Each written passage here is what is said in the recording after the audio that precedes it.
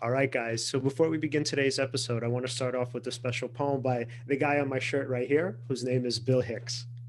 The time has come to air the voice of reason in the world gone mad, adrift on banal seas. For all who feel that lies have had their season and whose hearts cry out instead for honesty. For all the weary souls grown bored with dreaming, whose thirst for beauty and for knowledge goes unslaked. For all who want to wake from what is dreaming to know what's real and what is real to embrace. For all who've watched with mounting horror evil's reign upon this world grow ever clear. For all who've prayed in vain, emancipators wielding swords of truth and laughing without fear. Wow. Right? Cool. All right. Well, guys, welcome to episode 71 of Seize the Moment podcast. And today we have a very special guest. His name is Derek Beres. He's a multifaceted author, media expert, and fitness instructor based in Los Angeles. He's currently a columnist for Big Think, head of content marketing for Centered, and a marketing writer for Stack Social. He's also the host of the Earthrise podcast and the co-host of Conspirituality. And you can find him on Facebook, Twitter, and Substack. And his new book is called Hero's Dose: The Case for Psychedelics in Ritual and Therapy. Welcome, Derek. Hey guys, thanks for having me. Thanks for And coming on. Derek, we're going to get into it right away, man. So, I mean, Alan and I have both been reading your book, and I could say from the both of us that we absolutely love it. And so the first question is going to be, so how come you think psychedelics are so important in sort of going back or making or being a part once again of mainstream culture, which it obviously was at some point in the distant past, but is now is kind of, we've kind of sort of lost touch with those rituals and lost touch with those healing powers. So can you tell us a little about the book? A little bit about it. Sure. Well, I'll entertain that and that question specifically and go back further because I think it's important to recognize in terms of anything in terms of food or what we now call medicine required a long process of trial and error that took tens of, if not hundreds of thousands of years to figure out. So the idea that people would take these plants or fungus and try them out as a form of food, and then when they had the effect that they did, that they would create rituals around them is not surprising. And in the book, I track the history of medicine, at least from Hippocrates forward, and show how we've gotten to a place where we have doctors' offices and vaccines and antibiotics, all of the good things we have, but also some of the questionable protocols that we have, like antidepressants and antipsychotics.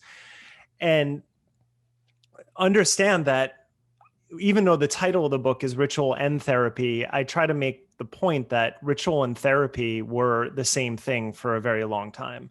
When you have a small group of people, healing was communal. When someone was sick, everyone in the tribe worked together to heal that person. And there are many different protocols that have happened in the past, whether it dealt with herbs, psychedelics, whether it had to do with the shaman taking the psychedelic and then healing through his knowledge. There's a lot of different ways that have happened.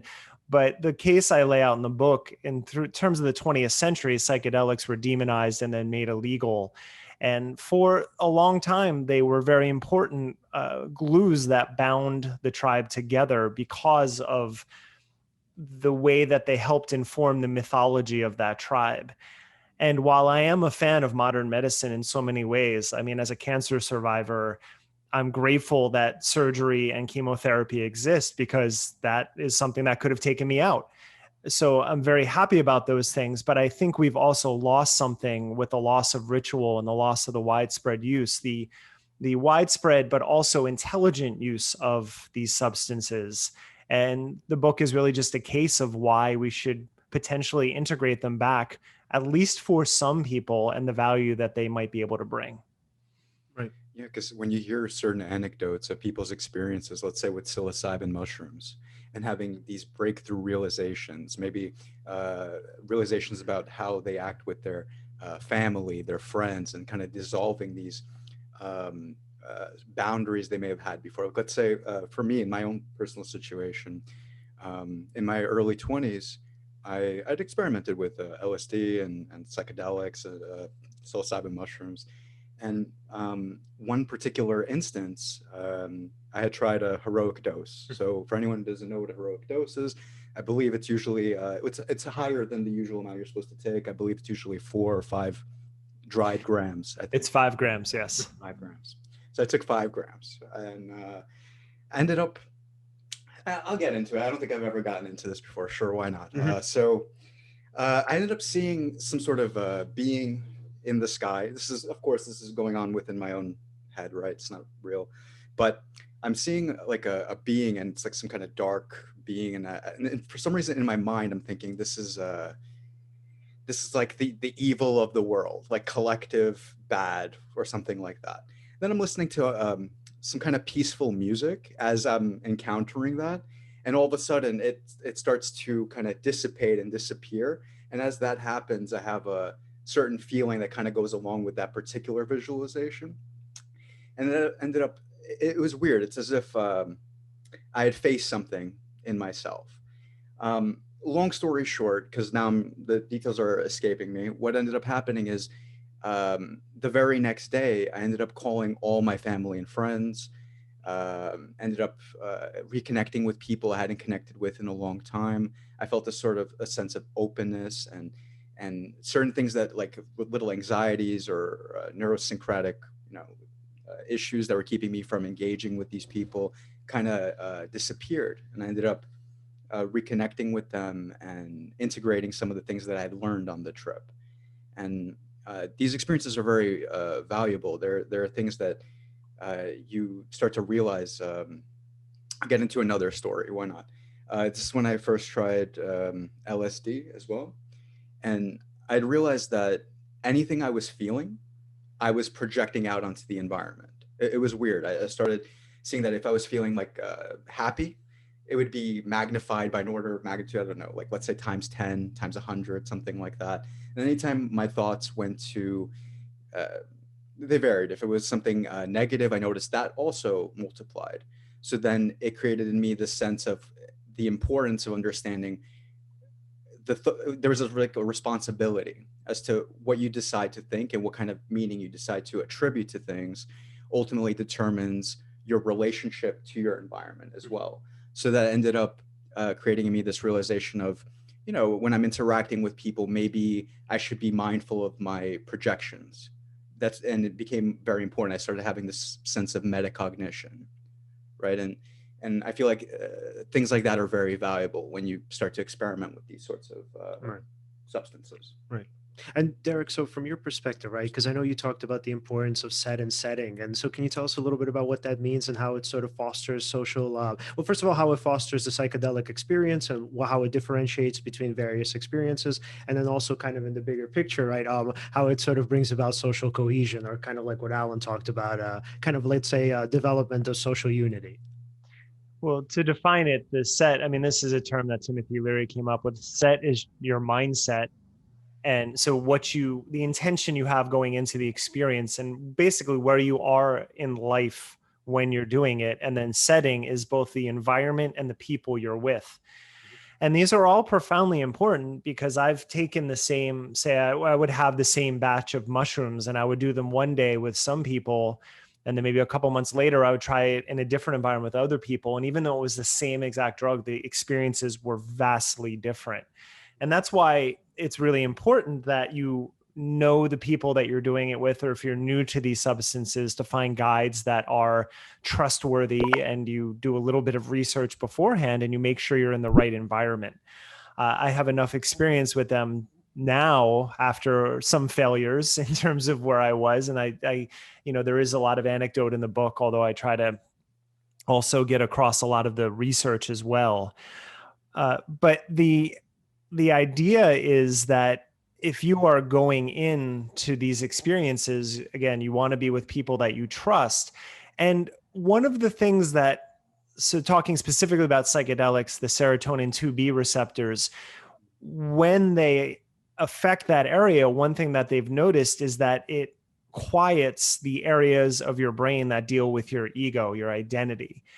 And that's really where the social cohesion comes in, because our identity is based up on so many things that we associate ourselves with. So for example, recently on Conspirituality podcast, we talked about the cult-like nature of the doTERRA MLM, the sort of multi-level marketing scheme that's there, that was covered in the Netflix film Unwell. Mm-hmm. And it was interesting because after we did that, in the comments, we had a number of people who are doTERRA reps completely agree with us and be like, this is a serious problem. But then we had a couple come on and be like, this is just BS. You don't know anything. This company is amazing. It's the best company in the world. And when you see instances of that, you realize that they have associated their identity so strongly with this brand or this idea of an oil as a healing instrument that they can't step back and offer any criticism about it, even when it's not even hiding in plain sight. It's right there. And everyone does this with whatever we attach ourselves to. And that's partly what creates our identity. And when you're on the psychedelics, you're able to step back and really not be so bound up in all of the things you associate with yourself at that time. And there's a real vulnerability that happens at those moments that can either be extremely therapeutic and transformative or can be frightening. I've been in rituals where people have had very bad experiences because they weren't ready to deal with their stuff. And what is so important too to get across about these substances is specific to set and setting. People have found success doing them one time. Iboga is a good example of that. So ibogaine has been used for addiction recovery, especially in Mexico. There are clinics that are doing it. And some of the anecdotes that I've read from that people that have recovered from addictions, let's say cigarettes, they have this experience where they are just blown open by this psychedelic. But during it, instead of being attached to the substance that they're usually using, they have a vision, much like you just expressed a few moments ago, of seeing something. And the vision is that they see all of the black tar collecting in their lungs and potentially causing cancer. Wow. And they realize, I don't want to do this. I don't want to do this to my body. And when they come off, the real work of psychedelics is always done in sobriety. It's never the psychedelic itself. The psychedelic is just a kind of a reset, if you want to look at it that way. The work is saying when you're done with the experience of going back out and being like, I'm going to change that pattern of behavior because now I recognize how damaging it is to me. And some people find success with one-time usage of a psychedelic and they never have to use it again. Some people, like the ayahuasca schools, they'll do it twice a month and they have good success because that's part of the social cohesion of that group identity. But whatever path that people take, the set and setting is fundamental to the experience, because if you're in the wrong place, that can have the adverse effects that people have talked about. And it's really too bad because under the right circumstances, they could have had a much better experience. But, that's why the emerging protocols, companies, organizations like MAPS are doing it really well. And then I think some of the places with the ketamine clinics, I think we have to really think about this model before it becomes too big. Yeah, intention is incredibly important. And I think it's very important to have a reverence for these substances because so I did have a breakthrough experience, but then I was thinking, I should keep experimenting with these things, right? Because I've had such a great experience. Maybe I'm going to learn more and more wisdom. Maybe I will, fully cleanse the doors of perception and unlock some kind of hidden knowledge. It felt great. Yeah. The Akashic records. Yeah, the Akashic records, sure. I wasn't actually thinking that, but sure. It was, okay. So, but then I realized as I kept doing it, the intention kind of kept slipping away. It's as if I was thinking it's going to do something for me, right? So, whereas before, maybe I would come in with a question, or maybe I would come in with something I was trying to resolve. Instead, now it's just pure, curiosity. And that kind of went whichever way. And I definitely had a bad experience with that. And that's why I think also it's important, like you said, to have a guide or people with you that you trust, and also to kind of orchestrate and design how you'd like this to go. Because otherwise, if you just kind of leave it to go wherever it goes, it can be very chaotic. Right. Yeah. And I mean, also from what I'm hearing from you guys is that it seems like once you disconnect yourself a bit from, or at least kind of like objectify the ego in some sense, and you kind of view yourself as an observing ego. I don't know, maybe that's a contradiction, but let's say you're observing yourself outside of yourself, that what you're doing is you're pretty much separating yourself from your beliefs. And the thing that sort of fosters or at least contributes to, developing social unity is the fact that you're able to maybe see other people's perspectives, or at least you're able to see that maybe your perspectives are wrong. So, Derek, would you say that that's pretty accurate? And if so, could that help with sort of the political depolarization that's been going on? I hope so. I really, it'd be difficult to broadly implement psychedelics. I became very fascinated when I started studying neuroscience in about 2005. For a while, my career tracked along neuroscience and music and how it relates to movement. And I developed a program at Equinox that I ran for 2 years where I taught fitness instructors how music and movement affect neuroscience. And if you study brain chemistry and how it interacts with the nervous system and then the environment, I think evolutionary biology is a good path to look down, because you want to see how we developed. And part of in the book where I talk about the memory system and how we develop memories and how they become part of our identity, that sort of sets up the section on religion in the book, because we equate ourselves so strongly with this group identity. And psychedelics, as Stanislav Grof said, are non-specific amplifiers. So they work very well in small groups. The problem is if I took them and then somebody else took them under the guise of, say, a more conservative Trumpian environment where they were doing it as part of a ritual of their belief system, it's only going to strengthen their belief system. So you have to create an environment where people of opposing ideologies could get together for healing. And I think that MDMA would be the most suited, which is not actually a psychedelic traditionally because it affects the dopamine receptors in your brain. But I think something like that could be the most effective tool for communication. Broadly, if you were to implement something like LSD, it could only help to feed the paranoia or strengthen the mindset of people. So if you aren't actively trying to, because there's no way to implement psychedelics in a way where everyone in America takes them, right? So you have both different ideologies doing them together. And because there's already such a difference in the shared view of reality in these groups, it would be very hard to create anything that could be progressive on that level. So it's really a difficult question for that reason. Like it's not, I make this point near the end of the book where I say psychedelics aren't a cure-all. We saw that with CBD, right? When CBD is one of 113 cannabinoids that we know of in cannabis. And just because it had some seemingly good effects, marketers just took off and created all sorts of bunk science around that and promoted to sell and to make money. And I fear that the same thing is going to happen with psychedelics.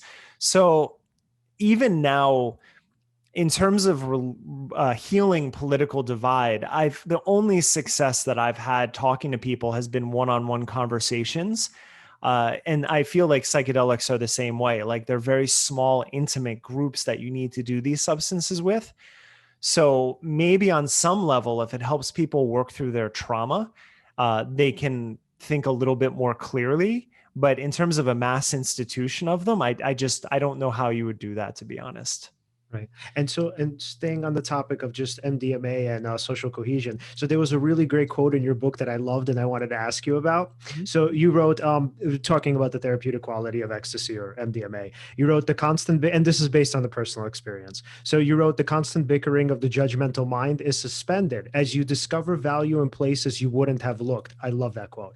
Whereas my first experiences with psilocybin and LSD were with close friends, MDMA helped me expand not only my social circle, but also my frame of mind. I love that so much. So Derek, can you please expand on that? So what did you mean? How did it expand your frame of mind, and kind of how did it suspend value judgments at that point? Well, that particular instance was I had done the psychedelics that you mentioned before, and then a friend of mine who I had recently met asked me if I wanted to try it, and we ended up in the basement of a Jewish fraternity.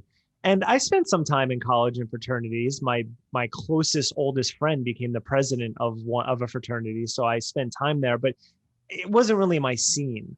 I didn't actually drink alcohol till I was 21. I had done all sorts of psychedelics before I even took a sip of alcohol. So my circle of people were much more cannabis and then psychedelics and then music and hanging out and going like not to those parties, but house parties. And so the fraternity environment was not something that I spent a lot of time in. I was there, but it was never something that I enjoyed because I didn't like being around a lot of drunk people. And what happened that evening was there was a lot of drunk people. I will say there were a few fraternities that I think were like, that were also, that one particularly was a fraternity and a sorority. So there was brothers and sisters there. And there was more of a sense of cohesion anyway. It was just different than what we normally associate with that term.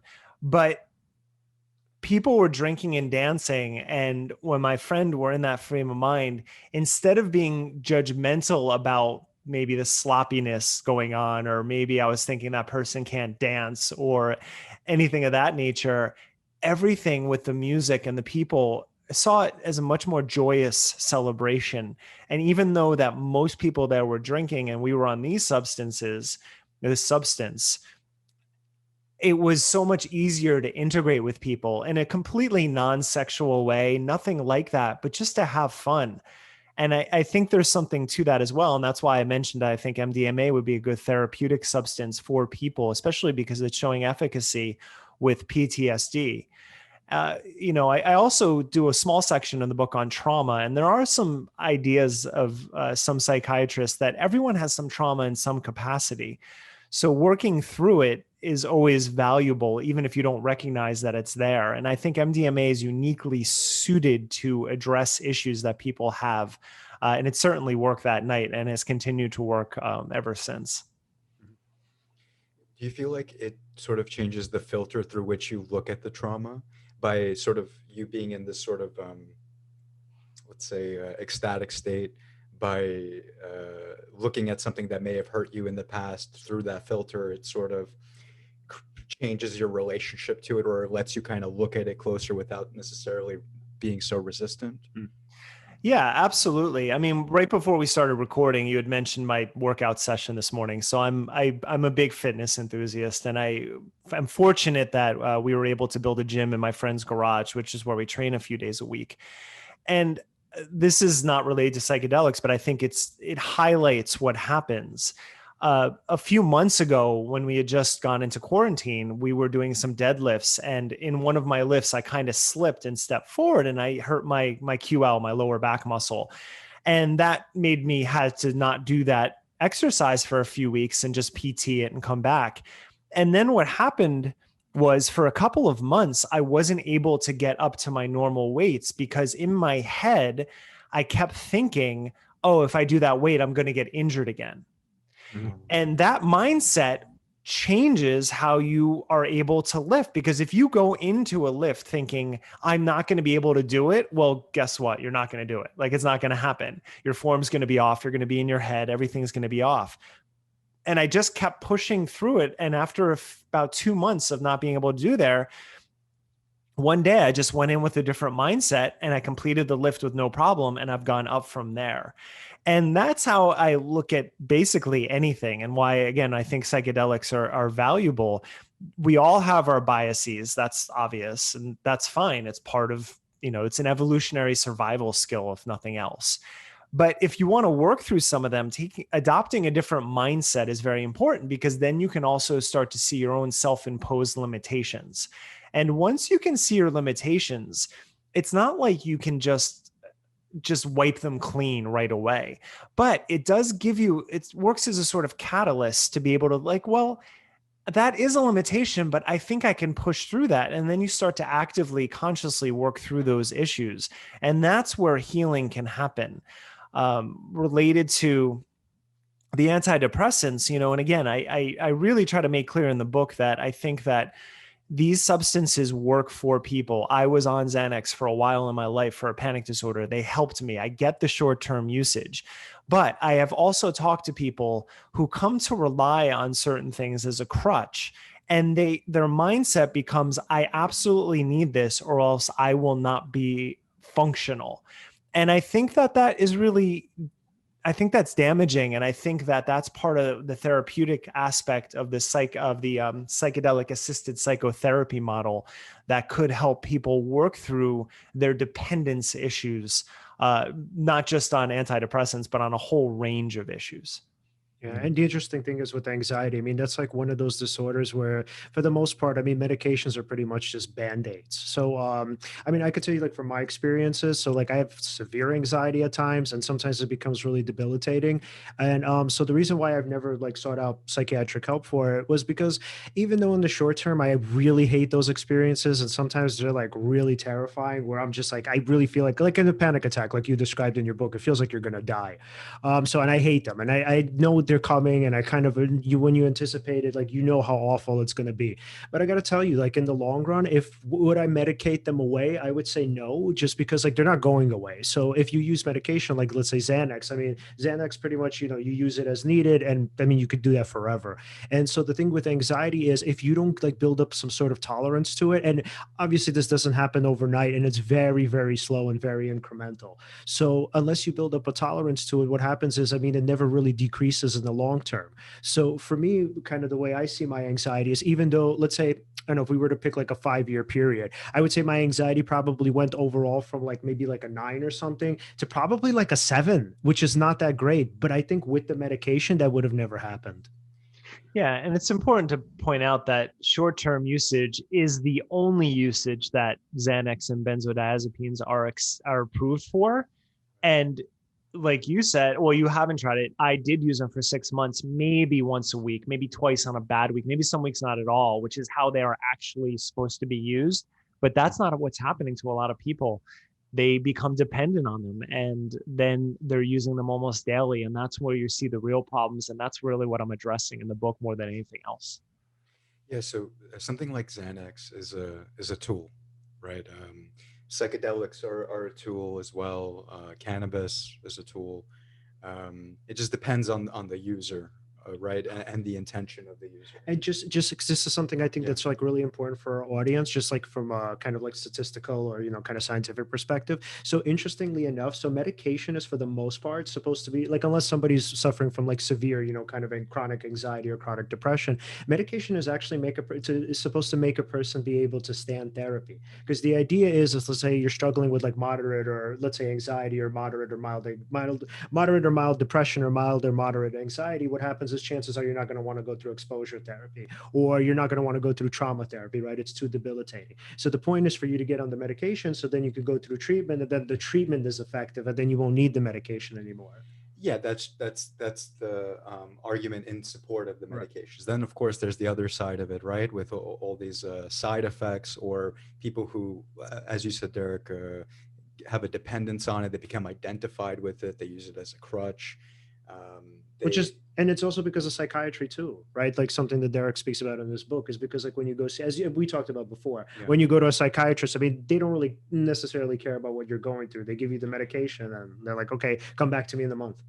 Yeah, obviously it depends on the psychiatrist, but we do see many cases of that. A lot of psychiatrists will just prescribe you the medication, see how you are on it for however many months. Right. And it's not like psychotherapy, for instance, where it gets very, you kind of see, for example, cognitive behavioral therapy. Like, what do you do there? You examine the person's thoughts. You'll do a cognitive thought record. Right. So it's like you pretty much, you do experiments. Like if you're, let's say, struggling with anxiety, and then you'll examine your thoughts, meaning the evidence based on the experiments. So it's like, whereas suppose, let's say, to psychiatry, you're going to see the person for maybe 15 minutes, and they'll ask you kind of, how are you doing? Has this helped with the anxiety? And if no, then okay, then, we'll try something else. If it has, great, then we'll kind of keep you on the medication. Mm-hmm. So, I mean, so Derek, what has your experience has been like with psychiatry? I've never been to a psychiatrist. I was prescribed it by my general practitioner because of the anxiety disorder and the panic attacks. First off, I'm fortunate because I went from being a 20-year vegetarian to eating meat again. And that is actually what stopped my panic attacks. And I haven't had one in almost 5 years. Oh, wow. Now, that is anecdote, and I don't think that applies to everyone because I know plenty of meat eaters who have panic disorder, but that's just what happened to me. It was one of the unintended consequences. It's not why I switched. But with I think it's important to point out, and I've used this in the book, and it's Robert Whitaker, the journalist who wrote Anatomy of an Epidemic, told me this story.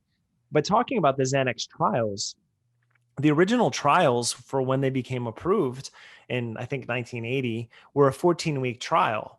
And for the FDA to approve any drug, it just needs to show efficacy over placebo for 2 trials. That's the barrier. That's the bar to entry. And at the 4-week mark, Xanax was outperforming placebo. At 8 weeks, they were even. At 14 weeks, the placebo was outperforming Xanax. Wow. So the company threw out the 8 and 14-week data and only submitted the 4-week data. And they got approved for that, which is just horrendous. It's a terrible system. Our whole process of, you can sell these supplements without even saying what's in them. And as long as you don't make a medical claim, you can sell them and it's fine.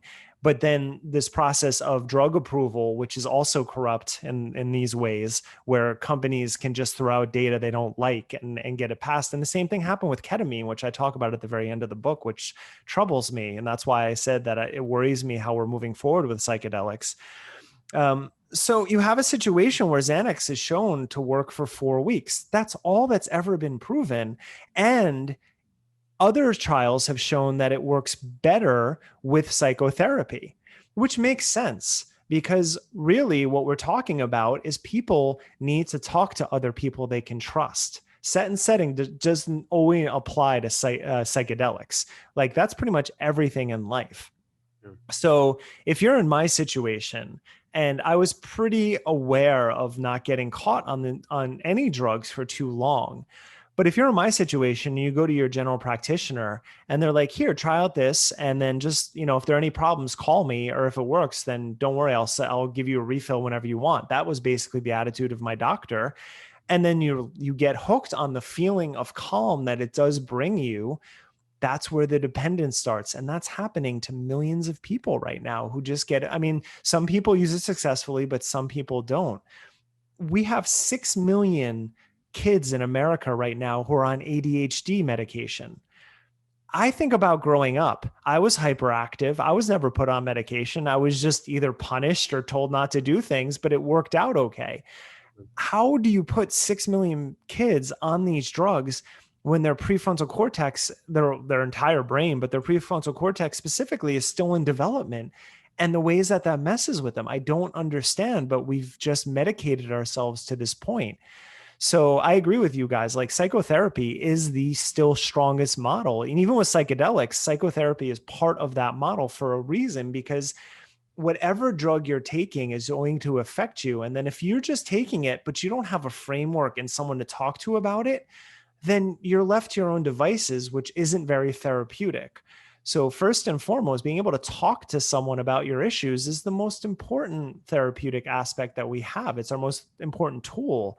And we're not utilizing it enough because psychiatrists and doctors are incentivized not to implement psychotherapy. They don't make as much money. The pharmaceutical companies don't make money, and it doesn't work for them. And that's the model that we have, and it's broken. Yeah, and I mean, I have an anecdote for you guys. So in terms of the ADHD medication, so there was a teenager that I saw for about 2 years, I remember. And so he was like kind of like this like little tough guy, right? Because I mean, that's sort of the environment that he grew up in. And then so I remember I was reading his report from his psychiatrist, and it said pretty much like, it said like ADD, oppositional defiance, whatever. And so the way when I kind of like did the intake with him, and then the intake is just kind of like a psychosocial where you pretty much you do an interview with the client. And so I noticed that he had a lot of anxiety. And then so I remember asking his mom, I said, like, okay, do you think that it's actually the ADD that's making it difficult for him to sit through class? Or do you think that it's anxiety? And she's like, well, I mean, I don't know. The doctor diagnosed him with, the ADD. So, and my thinking was, okay, let me kind of question him some more. And he's like, I don't know, man. I don't know what you're talking about. I don't feel any anxiety. And I'm like, But then again, like, you show a pattern of avoidance, right? You're clearly running away, at least from my perspective. And he's like, nah, whatever. And then so like, as we kind of go go on little by little, right, he kind of reveals that, yeah, I really do have school phobia. It scares me to sit through the classes and whatnot. But even still, he's like, no, I think I have ADD. So what makes it hard for me is that I can't actually say whether it's just anxiety or whether it's a combination or whether it's AD or what's going on with him. So the problem, I think, with over medication is that a lot of times it's actually really difficult to tease apart whether it's school or social anxiety, whether it's ADHD or ADHD, whether it's some combination of the two or whatever. So my understanding is a lot of times why like kids are over medicated is because the symptoms for ADHD, they actually are comorbid with other like illnesses, right? Major depression, anxiety, social anxiety, general anxiety. So I think a lot of times when you're going to, let's say, I don't know, like the school nurse or whatever, and the school nurse is like, oh, why you can't sit still, and the kids is like not going to open up, and they're not going to say, well, I'm really scared of the material, like I'm afraid of failing math. They're just going to say, I don't know, it's just boring, and then the nurse is going to be like, okay, here's regular. So wow. Yeah, so I think that's kind of like what's the culprit, or at least partially what the culprit is of the overprescription of ADD medication. And you mentioned a point in there that one of the books that I cite in my book is by Joseph Davis, and the book is called Chemically Imbalanced. But he brings up something that is often overlooked as well, which is a lot of times patients come in already deciding on their diagnosis. And they just tell the doctor and they say, I think I should be on this. And the doctor's like, okay, I guess so. Let's get you on it. And that actually happens a high percentage of the times. He had interviewed something like 80 or 90 people for this book, but then looking at data, that happens over and over again. So when you say that this kid was just like, he's diagnosing himself, I have ADD, that is not uncommon at any age, because it almost, I compared at one point in the book, not the exact comparison, but how detergent companies used to pay soccer moms to talk about the detergent they're using, right, to their group of friends to try to influence them. Well, the same thing happens with the diagnoses that we get and the drugs that we get. So if we're on something, it's like, oh, is that working for you? Maybe I should try it for my kid. And that actually does happen. We're social creatures. And, the reason that first with tranquilizers and then antidepressants, they took off was because there is no disease specificity with psychiatric problems, right? It's not like cancer where you can point to the tumor. You are just guessing at the diagnosis. And, for a while they latched onto serotonin, but it's been shown since the early 70s that the chemically imbalanced theory of depression is false. We're still operating on that 50 years later, and that's how we're prescribing, though, even though there's no evidence that the actual chemical imbalances are created by anxiety or depression. It seems, and this is something else Robert Whitaker talked to me about when I interviewed him, it seems that it's the SSRIs that are actually creating chemical imbalances. So when you're working with this model, of course, it's confusing, but you can't have the patients diagnosing themselves. That's not going to be a very fruitful method for therapy. Yeah. And I mean, that's so sad that you kind of just, and I've actually seen that happen in psychiatry before too, where a client would come in and the psychiatrist will say, okay, like, what do you need? And it's like, what? People have actually told me that before. And so, I mean, look, I understand obviously diagnosing is difficult because I mean, you're pretty much just going on anecdotal evidence. But the point is that I also think, based on also what you're saying, Derek, is that there's like this incentive to just have people kind of like in and out the door and just, you give them whatever they need. And it's essentially, I mean, look, I know this is reductive, but I do think there's some truth to this. They're kind of like drug dealers in a way. I mean, it's like, yeah. You sort of, they're incentivized to prescribe those drugs. Right. And the thing is, it's like, because it's legal, I mean, the idea is you don't necessarily have, kind of much, there's usually not much backlash against it. So, and I mean, so I guess going back to psychedelics then, so Derek, can you tell us about how that would contrast with psychedelic therapy? And in particular, let's say the therapy of the more sort of ancient peoples and the ritual involved in it. Let me make one point on that too, that I think it's important. The last point is that there has never been a tapering protocol that has been accepted by psychiatrists or doctors. So if you want to come off these drugs, it's basically good luck. Like some people have created their own tapering protocols, and some unfortunately try to sell it as a program, which is also kind of dangerous but we don't know how to successfully come off these drugs. And recent research, I covered for Big Think a few months ago, a meta-analysis that looked at coming off of benzos and antidepressants 2 years, up to 2 years later, people were still experiencing side effects. So that's something that needs to be addressed as well. But really with psychedelics, I mean, first off, there's just no evidence that Okay. With MDMA specifically, there could be some neurotoxicity, and that's definitely dose dependent. So one dose isn't most likely going to do anything, but if repeated use could do something with the serotonin. So that's true. But with LSD and psilocybin, there has never been shown any neurotoxicity with these drugs. And part of the reason, again, is you don't do them all the time. Even myself as a fan, I maybe do them twice a year. I mean, this year it's only been once because it's not something I feel like I need to do. I do it once in a while. I did it a few weeks ago because I think quarantine got pretty heavy after a while. And I just wanted a reboot to kind of think about life and the bigger picture. And that's how people generally use them if you're using them intelligently. And so if you're doing this substance once in a while that doesn't have neurotoxic effects, then there's not going to be much of a danger if you're doing them in the right environment. But over and over, we're seeing that the long-term effects of this whole range of drugs we call antidepressants, what happens with people and their ability to function and their immune functioning and just their outlook on life, it's very damaging. And so that I think is the biggest hurdle we have to come over, is just understanding that psychedelics are not this demonized evil thing that are one time and you're going to go insane, which has been promoted for a very long time and still is. Right. How awesome is it, by the way? And I'm sure you love this, that people like yourself, people like Joe Rogan, and I think you did have something to do with that DMT, the spirit molecule documentary, right? I was the music supervisor. Yeah. Oh, that's cool. Which is like awesome. Yeah. That was something that also made a big impact on me when I first saw it. Mhm. And things like that, people like Jason Silva or other pioneers in the past, like Timothy Leary or Terrence McKenna. I love that Sam Harris now too, right? A lot of these people are pushing these how effective psychedelics are, and it's actually becoming very mainstream. Like I was surprised. Like I used to, you used to just hear these kinds of things in small groups, right? It wasn't something that it was going out to millions of people. And nowadays it is, right? And I think even MAPS is making progress with their MDMA trials. I think they're in phase 3 right now. Yep. And they hope to have FDA approval by 2022, I Yep. think.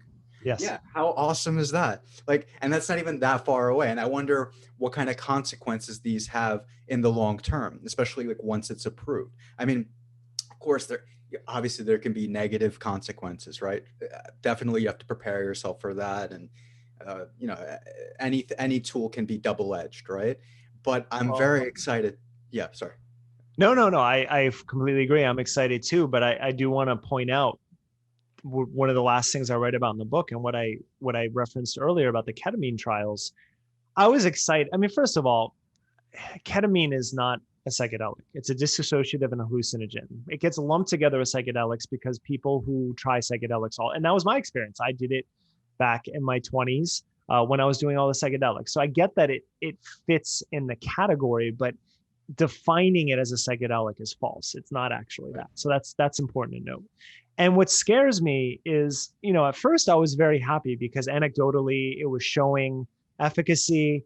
The ketamine clinics that are popping up do include the psychotherapy model. They're not cheap, but you have to do guidance sessions before and then after as part of it, which I think is the right way to go. So that made me happy.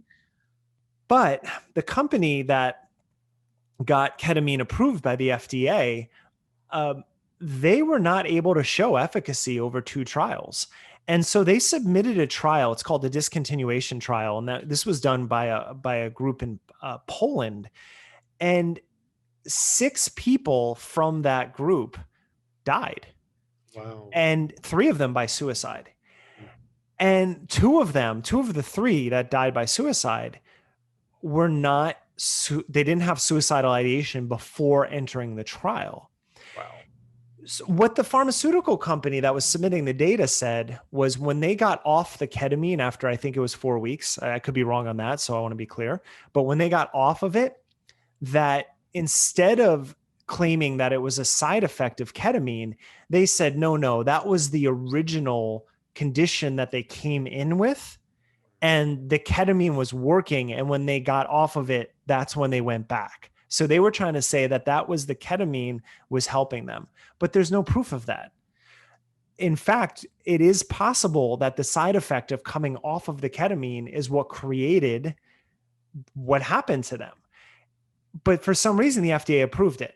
And that scares me. I hope it's a model that we can use moving forward.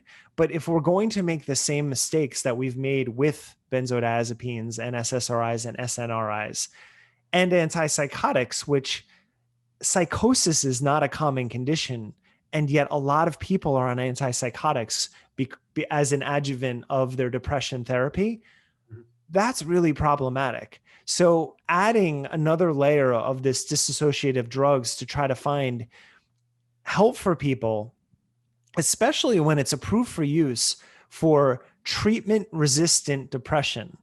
And that is defined as you've tried 2 different drugs and they didn't work. That's all it is. So they might have tried a benzo and then an SNRI and neither of those worked. And they're like, okay, let's try ketamine now. And you're right. So you're applying the old model to this new substance. And I fear that we're going to run into some of the same problems.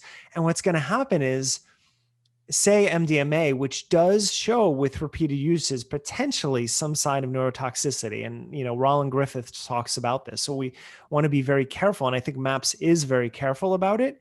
But what's going to happen is if these drugs are rushed and then some people have adverse effects, then basically it opens up the government to come in and say, you know what, we knew this was a bad idea. Let's just cancel all of this and then put them back in Schedule 1. And that is a risk we are taking right now. And so how come antipsychotics are also used for depression? Because of the cocktails. I mean, there's a great documentary called Medicating Normal, which is about benzodiazepines specifically, but Angela Peacock was one of the main figures in the documentary. And I interviewed her for my podcast and for Big Think. And she was a Iraq war veteran who came home and had severe PTSD. At the height of her protocol, she was on 17 drugs at once. She had to taper 17 drugs by herself. It took her years. And the hardest one to come off was a benzodiazepine. But basically antipsychotics are just, this, you're getting on one drug and then you're like, oh, but now I can't sleep. Okay, let's give you this for sleep. Okay, now I'm having trouble go to the bathroom. Let's give you this. And so antipsychotics have just been used for different just been used in different cocktails. They've been put in there to be like, well, this could help with this, but these are medications that are really meant for schizophrenia or really dissociating mental disorders that have made their way into general anxiety and depression treatments when they have no reason to be there. And the interesting thing that you obviously touch on in your book is that when it comes to psychedelic psychotherapy, so as opposed to, let's say, psychiatry, or as opposed to seeing the doctor once a month and then kind of like re-upping every sort of 30 days or whatever it is, that with psychedelic-assisted psychotherapy, it's a little bit more complicated than that. So I want to read a quote before I ask my next question. So you wrote, a psychedelic can give you a vision of possibility, but then it doesn't show you anything about maintaining that possibility. When the vision goes, the drug wears off, you are back where you were. You haven't learned anything. When the vision goes, the drug wears off. You are back where you were. You haven't learned anything, but you've seen that something is possible. It is then up to you to figure out how to manifest that possibility. So, Derek, can you tell us a little bit about the work that goes into kind of, let's say, post-treatment or post-psychedelic experience?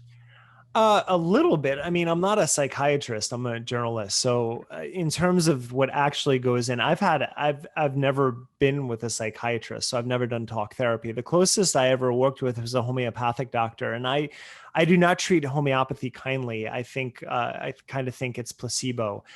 But the reason I bring it up is because the most powerful aspect of working with a homeopathic doctor was that he sat with me for 3 hours and talked to me. It was a talk therapy session that led into what he thought was a diagnosis. Now, anything that he gave me in terms of drugs never worked, but the actual talking with someone for 3 hours about my problems was very helpful. That's what I still remember from that session.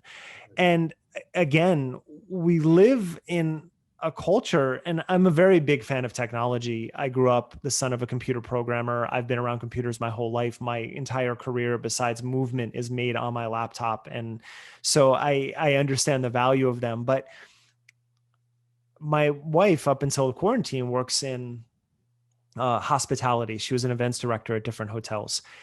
And she told me something about a year or two ago, which I found fascinating. One of the biggest things that hiring directors at hotels and people in the hospitality industry look for when they're hiring now is the ability to look at someone in the eye when they talk to them. Because people have a real trouble with looking at someone in the eye because they're so used to communicating on their phone. So when they actually make physical contact with people, it disrupts their normal patterns. That to me was so eye-opening. And that human connection of being able to sit with someone and talk and look at them and trust them that they're there for your benefit is so valuable. And it's what this model of pharmacology just has completely destroyed. Whatever you're feeling about Freud and that whole era of psychiatry, the psychotherapy talk model is still the best model that we have. So if you have this intense psychedelic experience where you're listening to peaceful music, but you see all the evil in the world in the sky, and then you don't have anyone to talk to about what that could mean, then you're just left again to your own device to figure it out. But to have someone who understands what these are and what they could do to you to talk through it with is I think the model that we need to think about moving forward. In fact, more than anything, I think psychotherapy is what we need, even more than a psychedelic, more than any antidepressant. It's just being able to talk to people that you can trust are there for your best interest. I don't think of anything more healing than that. Right. Yeah, and my thinking is like for a lot of us, going back to the ego and whatnot, there's sort of a stubbornness. So I think that when a lot of us will go to, let's say, to see a therapist or maybe even a psychiatrist, when the person tells you like, hey man, like these things that you're doing, they're really counterproductive, and here's all the evidence against, or here's all the evidence for it and the evidence against your behavior. And so it's very easy for us to kind of double down on what we're doing and say, no, sorry, buddy, you're wrong, for X, Y, or Z reason. Yeah. And my thinking is a lot of times with the psychedelics, what happens is you actually get to see a full front sort of in your face image of how your behavior affects people.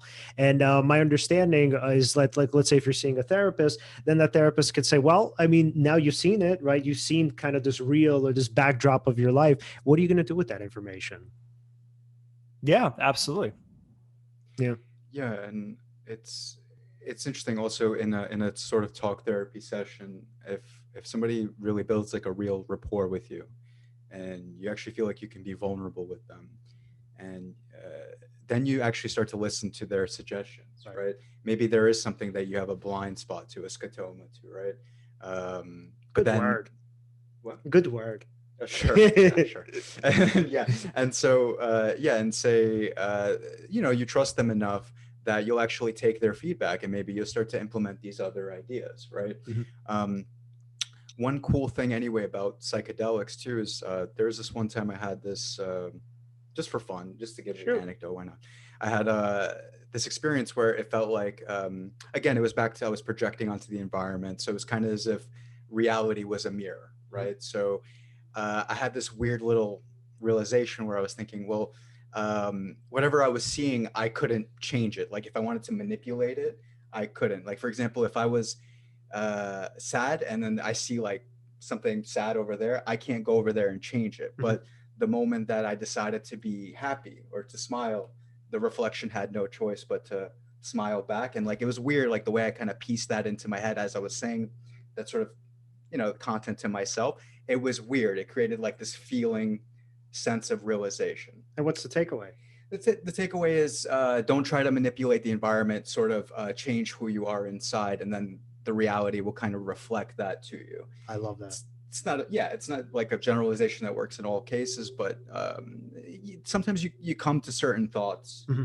or certain feelings that make sense to you in those experiences. Yeah. Sometimes you can logicize that it's good to think positive, right? Or I can see the benefit of why I should be in the moment, right? But then until you actually experience being present to the moment or in a flow state or something like that, then you start to have that sort of feeling realization as opposed to that like intellectualization of how you're supposed to be. Right. And then is the discrepancy like, okay, rather than controlling the environment, I'm going to really work on controlling myself, and then directly maybe I'll be able to control the environment? Well, what's interesting is, right, like your perception colors your experience with the environment. Like what you, I mean, not to put it so simply, but technically what you put out in a sense is kind of what you get back. Sometimes, right. In a sense. Right.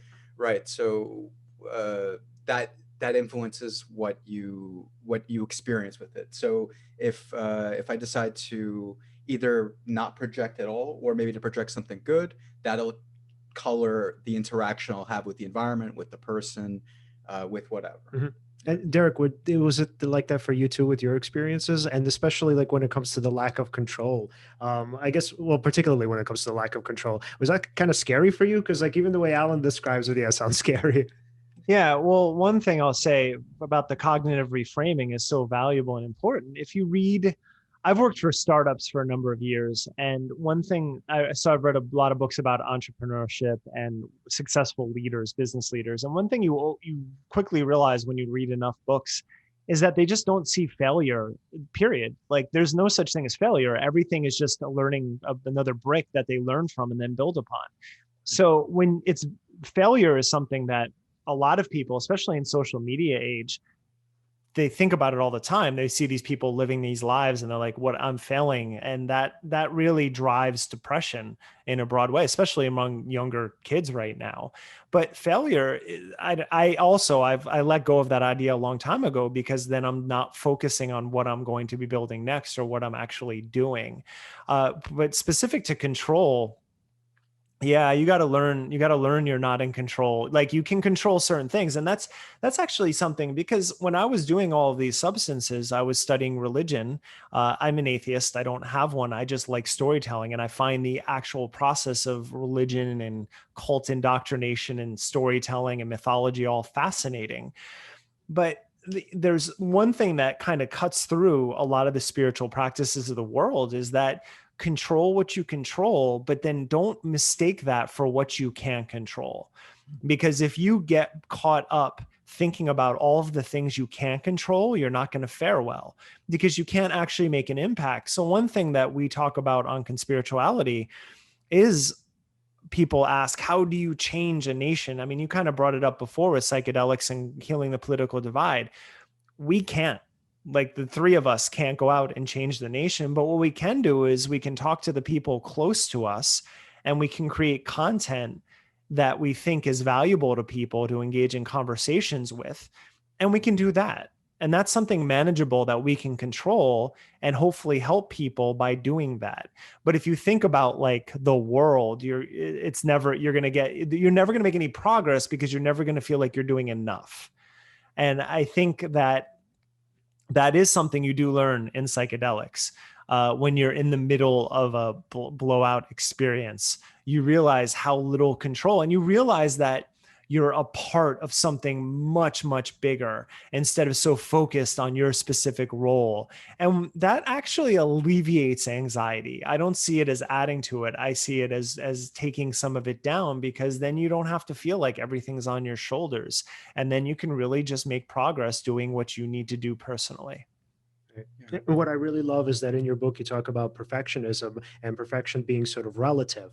And I think that also applies to the notion of doing enough or being enough. So a lot of us, I think, my clients, you and I probably, that we struggle with this idea of like, what does it mean to do enough? What does it mean to be enough? What does it mean to be perfect? And a lot of times, right, something, Derek, you talked about with our biases, even though we sort of tell ourselves that, yes, no, there's no such thing as enough, like objectively in the world out there. Enough is pretty relative, right? Enough to me in this context means this, enough to that person in that context means that. But interestingly enough, even though like we think that way rationally, and I could tell, Alan, I could say, yeah, of course, I feel like I'm enough. I'm doing these things, my particular little cocoon. I think a lot of times I live my life in a way where there is such a thing as an objective enough. So in a way, it's like the explicit belief as well, perfection is, whatever I might say it is, or whatever my community says it is. But really, I actually believe, no, there actually is a perfection somewhere out there and I can achieve it.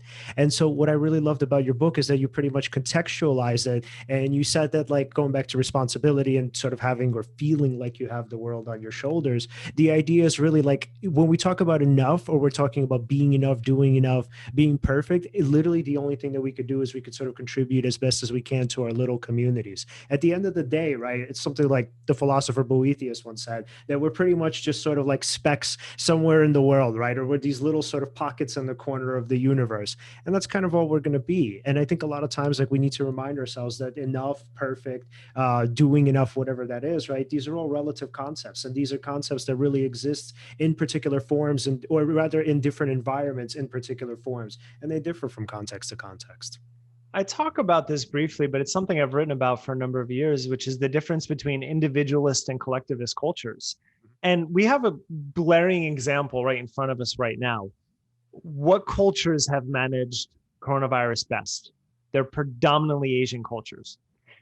Countries that in the normal course of life, if you have a cold, you wear a mask when you go out in public, because there's a recognition, well, I'm not feeling well, but I have to go do this right now, so let me not infect others. That is part of the life philosophy. And this isn't to say that they're in any way a utopia, because everywhere has issues. But that mindset alone just changes so much. And we live in the culture, the country that promotes individualism like nowhere else, and then exports it. And that is really damaging. And that's something, having worked in the wellness industry for 20 years now, that I see constantly, this deification of the self that is just, I don't really think we understand the damage that it does to the understanding, the importance of the collective identity of your tribe or who you're a part of. And that I think is at root of some of the political strife that we're experiencing right now. Yeah. Yeah, and I feel like that's why it's important to popularize certain ideas, like, for example, the idea of ego, and what to identify with something and make it the same as you, and anything outside of that you resisted and all that. I didn't learn about that till my 20s, like early 20s. And when that concept was introduced to me, I was like, whoa, I'd never heard of anything like this before. Like, I wish I was taught this when I was younger. And I think it's important to get like that kind of knowledge out to as many people as possible, because some things to us that we're talking about right now, it's things that we're used to, or things that we become accustomed to. To some people, it's the first time they've ever heard some of these ideas, yeah. Right? And that's my wish for the world, right? And that's why I like psychedelics, because again, when I first tried psilocybin, that's what kind of taught me to kind of look outside of myself, right, and see the ego, and see where I did wrong, and what I can improve on, and things like that. It wasn't just with psychedelics, but these kinds of concepts are very important to get out there. Yeah, and then also speaking about like the difference between sort of ideals from the individualistic and collectivist perspective, I also have like a friend of mine, I remember. So when he was thinking of proposing to his girlfriend, and so he says, well, you know what, I haven't achieved enough yet, so like I don't want to really propose to her yet, because I don't feel like I'm good enough for her, or I don't deserve her yet, right? So he was coming from this individualistic framework, whereas if you were to ask her, she'd be like, dude, I've been waiting 10 years for this, I don't know what he's waiting for. Like, he's such a good guy, right? He's like the ultimate family man, he's so good to his siblings, he's so good to me, he's good to my family, like he's exactly what I would want in terms of a husband. But from his perspective, right, again, the sort of relativistic notions of perfection, right? From his perspective, he's like, well, my career kind of sucks, I still haven't graduated from college, I don't really know what I'm doing for a living, I might want to go to law school, if I'm still in law school, right, I'm still not good enough for her because I'm not a lawyer yet. And all of these different notions kind of get intertwined, right, I think, or rather they don't get intertwined, unfortunately, because like from his perspective, he's like, oh, I'm not worthy of her. And then from her perspective, it's like, dude, you were worthy of me like the moment we started dating, like you're great, like I love you. But it's so interesting how we kind of get the ego, how we get wrapped up in these notions of who we ought to be. Yeah. I have friends. Unfortunately, I have a very good friend who lost his longtime girlfriend for that exact reason. Because he just constantly wouldn't propose, because he was never where he wanted to be, and then lost the love of his life. It's really tragic. But did she kind of let him know, hey, dude, you've been for there, years. right? For years. Yeah, for years. So, all right, before we wrap up, Derek, I wanted to ask, so if there is like sort of one major takeaway from this book, right, in terms of, let's say, kind of the medical establishment, psychiatry, psychology, psychedelic use, sort of growth, whatever, right, all of these things combined, what do you think that is? I think if you want to take one away, it's just to think critically. It's something that I've constantly talked about as a yoga instructor in the wellness industry, and watching how people will latch onto trends and diet is a great example, because I've written about diet studies and fasting and all sorts of studies for a number of years. And we just get so caught up in trends all the time, where something will happen and we'll just be like, this is this particular mushroom, and I'm not talking about psychedelic, but it'll cure this, or it's pervasive and constant, and all it is marketing. And I think that there's going to be some level of that with psychedelics moving forward. It just is what it is. You had, Alan, mentioned a number of figures. You didn't mention Tim Ferriss, who is doing amazing work right now with getting, like, I really appreciate him more than any of them for the work he's doing, because I think he's doing it well. But there is that level of marketing that's going to come around it. And I don't want, as we move into this phase where psychedelics will likely be legalized and put into protocol, I don't want people to get their expectations up too high, especially because if you're coming off of something where you take regularly and it helps you maintain your life, but it's also doing damage, don't go into this new therapeutic model thinking it's just going to cure you. Because again, the work is always done in sobriety, no matter what we're talking about. So it's the critical thinking about that is really lacking. The magical thinking that persists in our culture is very dangerous. And I hope that we can criticize the things that we love.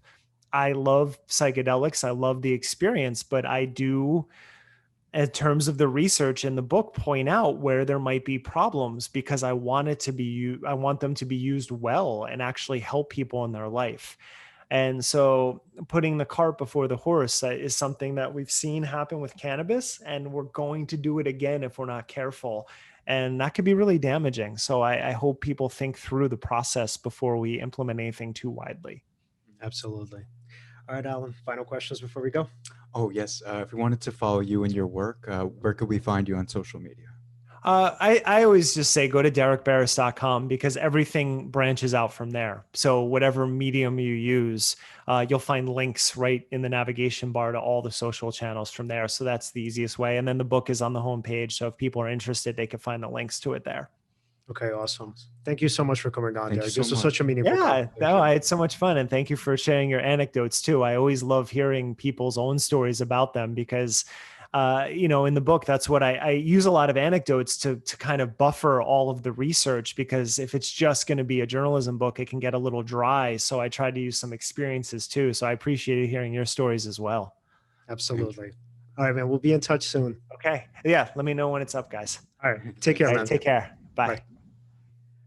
All right. What a roller coaster. Awesome. All right, guys, if you want to follow us at Seize the Moment Podcast. We're at Seize the Moment Podcast on Facebook and on Instagram, and at Seize_podcast on Twitter.